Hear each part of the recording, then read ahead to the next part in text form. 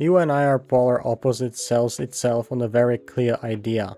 Two people, completely different personalities, a loud, chaotic girl and a quiet, introverted guy.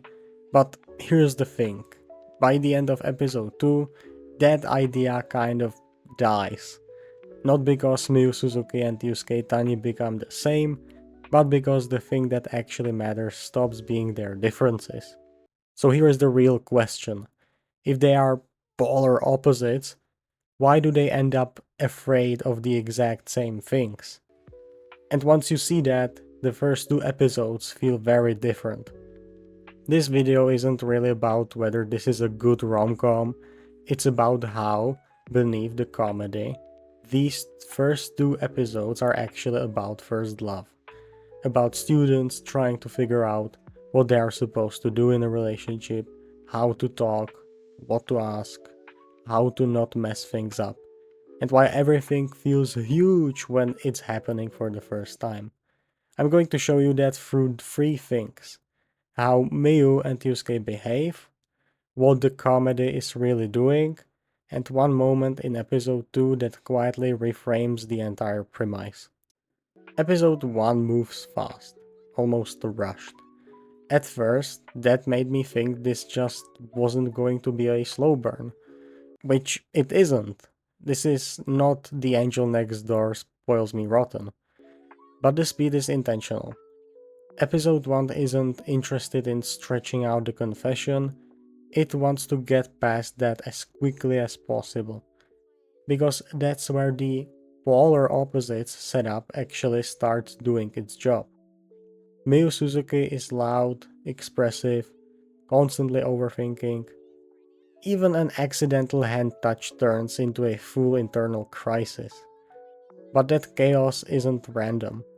She's not overreacting because she's silly, she's overreacting because she cares, and because she wants to do the right thing. Yusuke Tani, meanwhile, feels like the definition of an average introverted male lead in those rom-coms. Awkward, quiet, but he's also perceptive. He notices things. He just doesn't always know how to respond. And what matters most is that both of them are holding back. Not because they are fake, but because they are trying to choose the correct reaction, the correct question, the correct response. Which is, yeah, that's exactly what First Love feels like. A lot of the comedy comes from the supporting cast, especially Yamada, Azuma, and Sato. And honestly, sometimes it feels like they're speaking for us, the viewers. They react the way we would. And that matters, because the comedy doesn't undermine the romance. It makes the awkwardness bearable.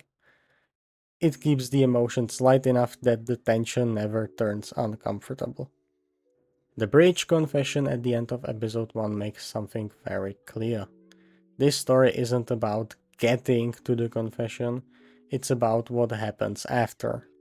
Episode 1 doesn't end with resolution, it ends with the beginning of a relationship, and that's where episode 2 steps in. Episode 2 feels more emotionally exposed almost immediately. Now, Miyu and Yusuke are dating, and suddenly, all the things episode 1 was quietly setting up actually start happening here. How do you talk as a couple?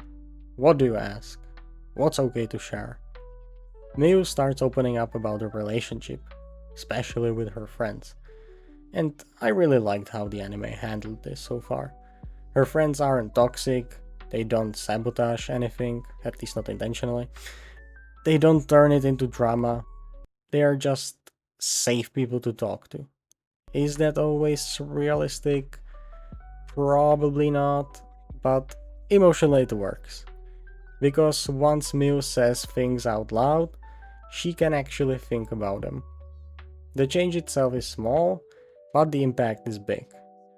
This feels like growth, even if it's fast. This is where the title really starts to fall apart for me. Because yes, Miu and Yusuke still have different personalities, but their insecurities are identical. The best example is the Google scene, when Yusuke searches things like how to talk to a girlfriend, what to do on a date. It captures that very real thought. Is it just me who doesn't know how this works? And then the real relief of realizing, oh, the other person is trying just as hard. That moment quietly answers the question from the beginning of the video. They are not opposites in the ways that matter. They are both awkward, both unsure, both trying. And that shared uncertainty matters more than personality. Visually, the anime doesn't change much between the episodes, but let's say there are more close-ups in the episode too. Logically, the framing feels warmer during intimate moments, and the world itself stays the same. And the distance between Miu and Yusuke obviously doesn't. So why does this anime work so far?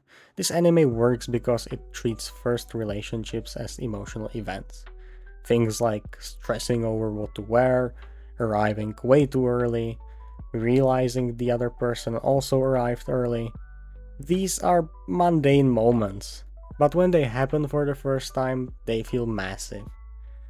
The show exaggerates its characters for comedy, but underneath that exaggeration is something very relatable. It speaks both to people experiencing their first relationship and to people who remember how intense those moments once felt. Even though it's loud, it creates emotional safety. It knows when to switch tones, when to let comedy breathe, and when to let sincerity land. The Goodle scene is the perfect example. Comedy, awkwardness, embarrassment, and then genuine appreciation. Once you realize that you and I are polar opposites isn't really about opposites at all, but about two people experiencing the same fear from different directions, the first two episodes completely change, or at least they did for me. Instead of drama, this anime creates the emotional space of a first relationship, where everything feels important, a little scary, and very sincere. It doesn't let Miu and Tani become just jokes, and it doesn't let the story become only comedy, because underneath all the chaos, both of them are genuinely trying. And honestly, that's why it works.